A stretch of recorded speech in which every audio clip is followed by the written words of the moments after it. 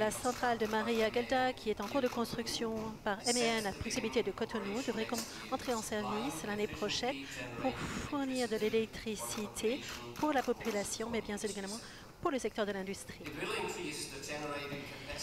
Et cela permettra d'augmenter de plus de 50% la capacité électrique du pays, ce qui rendra le Bénin d'être complètement indépendant des importations d'électricité. Cette centrale pourra être exploitée grâce à un gaz naturel respectueux de l'environnement et l'on pourra également utiliser l'énergie renouvelable telle que l'énergie solaire et éolienne.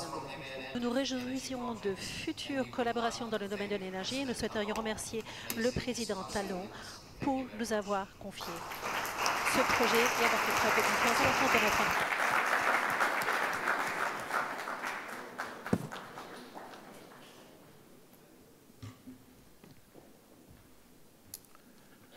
Madame la chancelière, messieurs les chefs d'État de gouvernement, chers chefs d'entreprise, c'est avec beaucoup de bonheur que je participe à ce présent forum qui est d'un grand intérêt pour mon pays.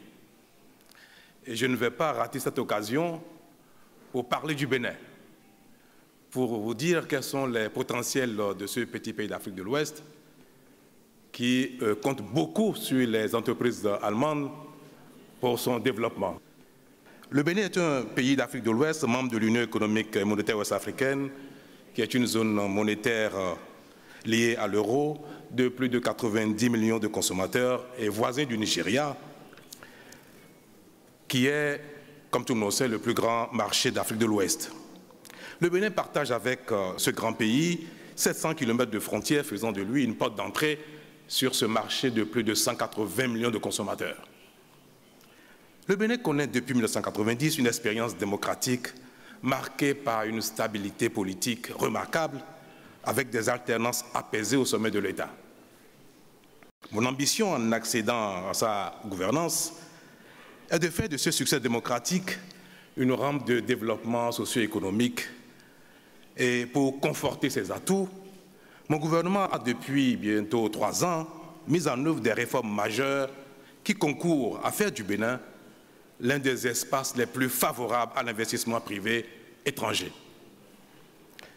Il s'agit notamment de l'assainissement du cadre macroéconomique de la gouvernance, permettant désormais au Bénin de disposer d'un cadre macro les plus stables avec l'appui du FMI. De l'amélioration de l'environnement général des affaires, consistant entre autres à la simplification et à la rationalisation du cadre global des investissements privés, de la réforme du marché du travail, du renforcement du secteur énergétique et de la sécurisation de la propriété foncière. De manière concrète, nos actions ont permis de moderniser, de dématérialiser, de simplifier l'ensemble des formalités administratives, fiscales et douanières. Une loi nouvelle sur les conditions d'embauche dérégule désormais au Bénin le recrutement et simplifie la rupture du contrat de travail.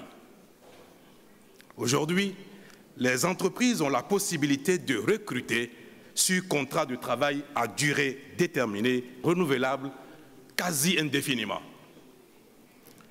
Le montant des indemnités à payer en cas de licenciement au Bénin est désormais plafonné à 9 mois de salaire, quel que soit le motif du licenciement. Nous venons également de mettre en vigueur une réforme du droit de la grève qui limite la durée totale de grève au Bénin à 2 jours maximum par mois et à 10 jours maximum par année. Ces mesures, difficiles sur le plan social, sont indispensables pour l'investissement privé. Convaincu que la disponibilité d'une main-d'œuvre locale bien formée et à un coût compétitif est un élément important de compétitivité, nous avons lancé une réforme complète de notre système éducatif afin de rendre disponible à court terme une main-d'œuvre qualifiée nécessaire. Et disposer de l'énergie de qualité à un coût raisonnable est une condition préalable à la mise en œuvre de toute politique de transformation structurelle de l'économie. À cet effet, notre programme de renforcement de capacités énergétiques nous permettra d'atteindre à très court terme l'autonomie énergétique dont nous avons besoin. Mesdames et messieurs, la mise en œuvre satisfaisante de ces réformes témoigne à juste titre de notre engagement à coopérer avec le secteur privé en général et les partenaires allemands en particulier. Je vous invite donc à explorer les nombreuses opportunités qui se dégagent actuellement au Bénin, aussi bien dans les secteurs de l'agriculture, du tourisme, des infrastructures et bien d'autres. C'est déjà beaucoup et nous comptons sur vous pour voir les entreprises allemandes venir investir au Bénin. Ce sera comme chez eux. Merci.